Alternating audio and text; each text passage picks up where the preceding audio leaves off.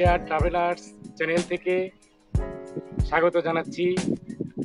আমি এখন আছি বাংলা সাহিত্যের প্রথম মহিলা কবি চন্দ্রাবতীর বাড়িতে।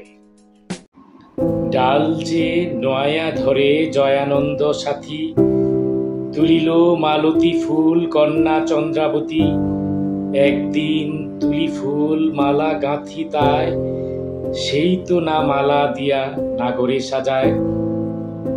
বলছি বাংলা সাহিত্যের প্রথম মহিলা কবি চন্দ্রাবতীর কথা। জন্মেছিলেন 1550 খ্রিস্টাব্দে বর্তমান কিশোরগঞ্জ জেলার নীলগঞ্জ রেলওয়ে স্টেশনের সন্নিকটে মাইজকাপন ইউনিয়নের পাতুয়াইর গ্রামে। তার পিতা ছিলেন দ্বিজবংশী দাস, ছিলেন একাধারে কবি এবং গায়ক। মনসা মঙ্গল কাব্যের রচয়িতা ছিলেন তিনি।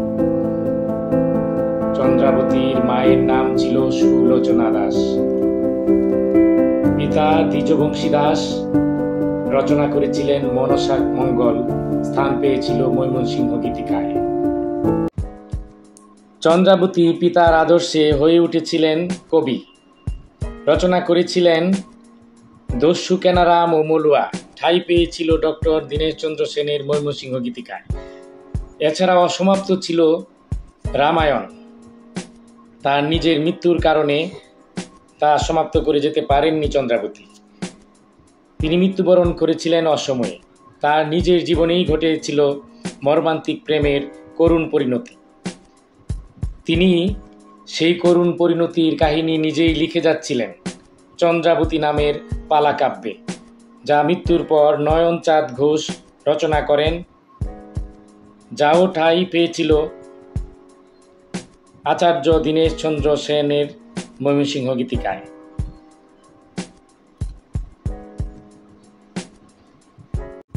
চন্দ্রাবতী শুধু কবিই ছিলেন না, ছিলেন রূপবতী, যে কারণে অনেকেই তাকে বিয়ের প্রস্তাব দিয়েছিলেন। কিন্তু চন্দ্রাবতী বিয়ের প্রস্তাব প্রত্যাখ্যান করে দেন, কারণ চন্দ্রাবতী তার হৃদয় দিয়েছিলেন ছোটবেলার খেলার সাথী জয়ানন্দকে। জয়ানন্দ ছিলেন হিন্দু ব্রাহ্মণ, তবে অনাথ, যে কারণে তিনি থাকতেন মাতুতালয়ে, এবং সেই মাতুতালয় ছিল চন্দ্রাবতীর বাড়ির কাছে। তারা একসাথে খেলাধুলা করতেন, কৈশোরে পদার্পণ করে একে অন্যের প্রেমে পড়েন। চন্দ্রাবতী কাব্যে আছে ডাল যে নোয়ায়া ধরে জয়ানন্দ সাথী, তুলিল মালতী ফুল কন্যা চন্দ্রাবতী, একদিন তুলি ফুল মালা গাঁথি তাই, সেই তো না মালা দিয়া নাগরে সাজায়। চন্দ্রাবতীর বাবা প্রথমে প্রেমের কথা জানতেন না। যখন জানলেন, বিয়ের দিনক্ষণ ঠিক করলেন। কিন্তু তখনই ঘটে চন্দ্রাবতীর জীবনের সবচেয়ে করুণ ঘটনা। চন্দ্রাবতীকে ঠকিয়ে এক মুসলিম নারী, আসমানি নামক মুসলিম নারীকে বিয়ে করেন জয়ানন্দ। ঘটে যায় তাদের দুজনের মধ্যে বিচ্ছেদ। এরপর চন্দ্রাবতী স্থির করেন তিনি চিরকুমারী থাকবেন, এবং তার বাবা তার জন্য 11 মিটার উঁচু একটি শিব মন্দির স্থাপনা করে দেন। চন্দ্রাবতী হয়ে যান যোগিনী এবং শিবের আরাধনায় শিব মন্দিরে পূজা অর্চনায় রত থাকেন। চন্দ্রাবতীর বাড়িতে আরও একটি মন্দির রয়েছে, যেখানে তার বাবা পূজা অর্চনা করতেন। চন্দ্রাবতী জয়ানন্দের প্রেম নতুন করুণ পরিণতির দিকে মোড় নেয় যখন জয়ানন্দ তার ভুল বুঝতে পেরে আবার ছুটে আসেন চন্দ্রাবতীর বাড়িতে। কিন্তু চন্দ্রাবতী জয়ানন্দর সাথে দেখা না করে মন্দিরের ভিতরে আশ্রয় নেন। মন্দিরের বাইরে সারা দিন সারা রাত দাঁড়িয়ে থেকে অপেক্ষা করেন জয়ানন্দ, এবং মালতী ফুলের রস দিয়ে চন্দ্রাবতীর উদ্দেশ্যে লেখেন, শৈশবকালের সঙ্গী তুমি, যৌবনকালের সাথী অপরাধ ক্ষমা করো তুমি চন্দ্রাবতী।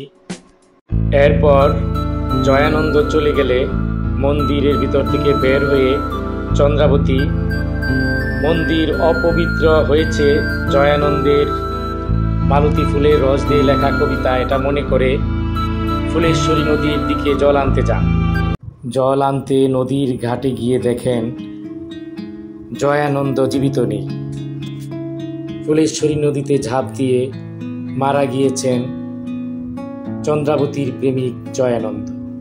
এরপর চন্দ্রাবতী চরম এবং করুণ অনুশোচনায় ভুগে এর কিছুদিন পর নিজেও আত্মাহুতির পথ বেছে নেন, যেন পরকালে আবার দুজন মিলিত হতে পারেন। এই ছিল চন্দ্রাবতী এবং জয়ানন্দের করুণ প্রেমের কাহিনী।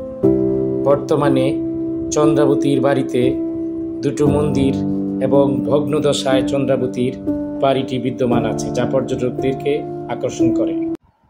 চন্দ্রাবতী মরে যাননি, বরং মরে গিয়ে অমর হয়ে আছে চন্দ্রাবতী আর জয়ানন্দের প্রেম কাহিনী। যতদিন বাংলা সাহিত্য থাকবে ততদিন থাকবে চন্দ্রাবতী জয়ানন্দ।